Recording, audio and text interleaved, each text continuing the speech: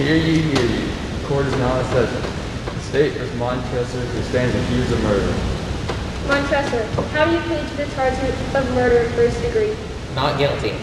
We'll hear opening statements starting with the defense. Ladies and gentlemen of the jury, the prosecution will attempt to convince you that the skeleton of a man found deep in the burial catacombs of the Montressor family is actually a murdered Fortunato.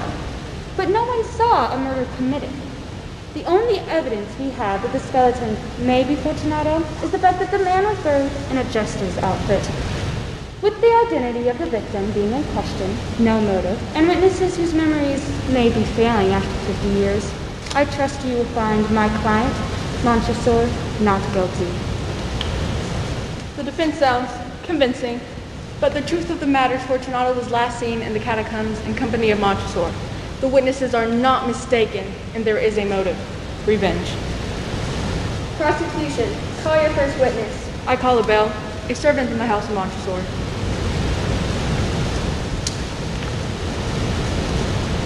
Abel, how did Fortunato and Montressor get along?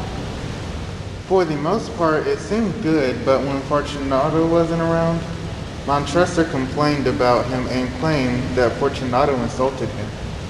And how did he take these insults? I heard him say that he would have his revenge upon Fortunato for the insults. Thank you. Your witness. Did you ever hear him threaten to kill him? No. Rob him? No. When they were together, did Montressor have sharp words? No. He just smiles. What was Fortunato's weakness? He prided himself a connoisseur of wine. Witness may step down. I call Battisamo, a mutual acquaintance of the two men. Did you see Fortunato and Montressor together at Carnival? Yes. How were they dressed and how did they act? Fortunato was already somewhat drunk. He was wearing a tight-fitting jester's costume and a conical cap with bells. When they saw each other, they shook hands for several minutes. Relate their conversation. Montressor said, "My dear Fortunato, you're a lucky little man." How remarkably well you are looking today. But I've received the cask for the passes for Amontillado, and I have my doubts. Amontillado? A cask? Impossible. And right in the middle of the carnival? Silly me paid full Amontillado price without consulting you in the matter. For you are not to be found, and I was fearful of losing the bargain. Amontillado? I have my doubts, and I must be satisfied. It's unbelievable. Amontillado? I see you are busy. I'm on my way to Lucchesi. He knows his wines. He can tell me. Lucchesi can't distinguish Amontillado from sherry. You're probably right, yet some will say his taste is a match of your own. Come, let us go to your vaults. No, my friend. I will not impose upon your good nature. I perceive you are busy. I'll get Lucchesi. I have no engagement. Well, nothing else of importance. Come on. The wine vault is very damp, and you seem to have a severe cold. The cold is nothing. Amontillado is everything. Lucchesi, he cannot distinguish sherry from Amontillado. Then what happened? Fortunato followed after the man wearing the mask of black silk and a cloak that reached to his knees. They hurried away. Your witness. Were the most of the people at Carnival dressed in costumes? Yes. Did anyone else have on a knee-length cloak and a black mask? Maybe one or two. How about jester costumes? Any other jesters? A couple. Only one other had those on his hat. Thank you. You may step down. I call Casio, a servant in the house of Montressor.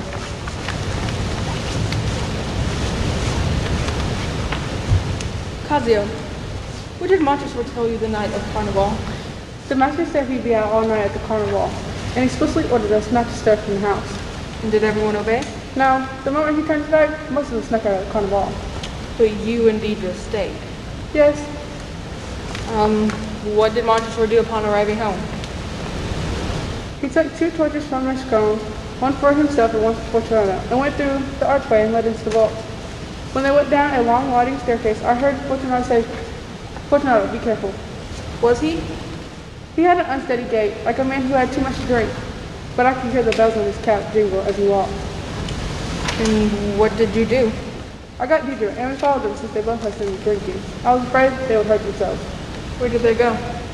Down the stairs to the wine area and burial catacombs of the Montessor. Relate their conversation, please. Fortunato coughs on. So where's the cask? Further on. How long have you had that cough? Oh, not long. We'll go back. Your health is precious. You're rich, respected, admired, beloved. You're happy as I once was. You're a man to be missed. For me, it's no matter. We'll go back, or else you'll be ill, and I cannot be held responsible. Besides, there's Lucia. Enough. This cough is a mere nothing. It will not kill me. I shall not die of the cough. True indeed. I had no intention of alarming you unnecessarily. But you should use all proper caution. A draught of this medic will defend us from the damage. Then he offered him from a drink from one of the bottles on the wall. I drink to the repose around us. And I to your long life. So they both drank? Yeah, then they went on. Ooh, these vaults are extensive. The Montresors were a great and numerous family. Yes. What is on their coat of arms? A huge human foot crushing a serpent whose fangs are embedded in the heels. Ah, yes, of course. Like in the Bible, the book of Genesis. I will put hostility between you and the woman, and between your seed and her seed. He will strike your head, and you will strike his heel. Then what? Montessor stopped and looked around, drawing his club.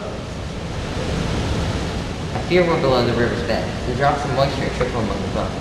Come, we'll go back, since it's not too late. And your cough. It's nothing. Let us go on. But first, another drop of it all.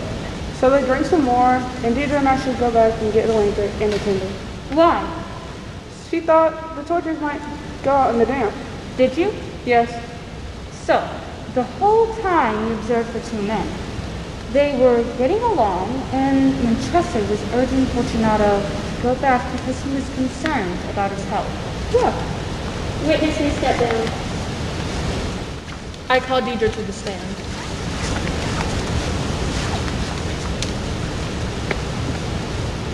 What did you observe after Cavio left? Fortunato laughed and did some sort of hand signal. I did not understand, neither did Montresor. You do not comprehend? No, Then you are not of the Brotherhood. but I am. Here's my proof. He pulled out a trowel from beneath the folds of his cloak. Then they went on about Fortunato was leaning heavily upon Montresor's arm. And where did they go? Through several little arches downstairs and tunnels, more stairs down until they arrived at the deep pit. The air was foul. The torches spluttered more than they flamed. Describe this place. Remote, the walls had been lined with human remains followed to the vault overhead like they do in the great catacombs of Paris. On three sides the bones were in order, but on the fourth the bones had been thrown down in a mountain size. Anything else? There was a recess about 4 feet deep and 3 wide, maybe 6 or 7 feet tall with a wall of solid granite behind it. I can't see a thing in this dim light.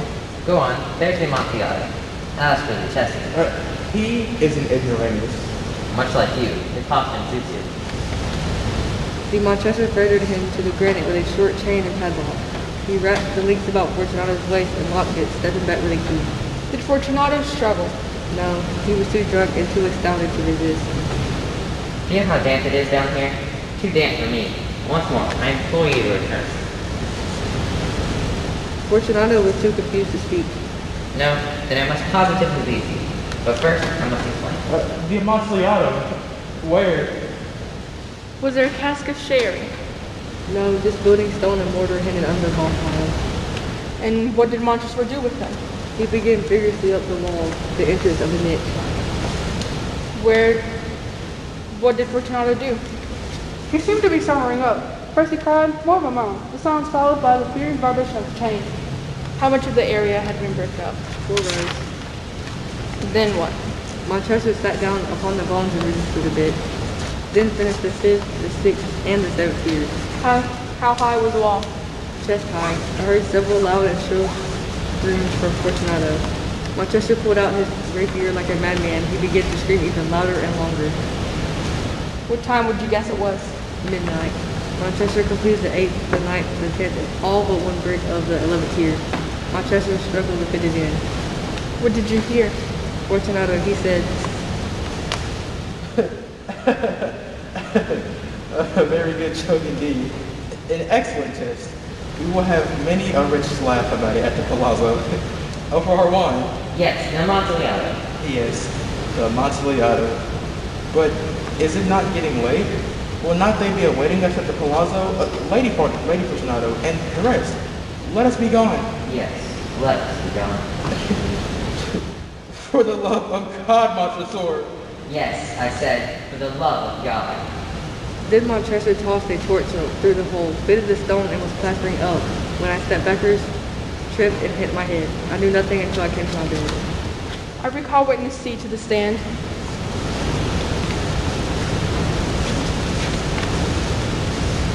Did you find Montresor when you returned? No, there was no sign of Montresor nor Fortunato, only Deidre. What did you do? I carried her back to the house, intended her head wound. Your witness. When you returned, what did you see? Bones on all four walls. Nothing else. So you never saw Fortunato chained up? Nope. And you didn't see Montresor? No, he must have returned. So couldn't have Fortunato been with him? I suppose so. You may step down. Prosecution, you may summarize. The friends and servants recognized the voices. Only Montresor would have such knowledge of such a burial spot. Montresor felt like he needed to take revenge for these insults and picked Carnival, where he could dress up as a disguise to exact his revenge. He preyed upon Fortunato's pride and the knowledge of wine and sherry to lure him into his death. This was premeditated murder, since the bones were cleared to hide stones and plaster to bury a man alive. You are dismissed. Ladies and gentlemen, as you can see, these witnesses never saw Fortunato dead or even harmed. They did witness Montresor encouraging Fortunato to go back home out of the damp because he was concerned about his cough. There is no motive for murder. We can't even be sure if it is Fortunato's corpse because there was no other justice at the carnival. The servants only recognized their master by voice, not sight, because the man accompanying Fortunato had a black mask on. This is all silliness. Find Montresor not guilty of this 50-year-old crime, if it even is a crime. It is now up to the jury to decide.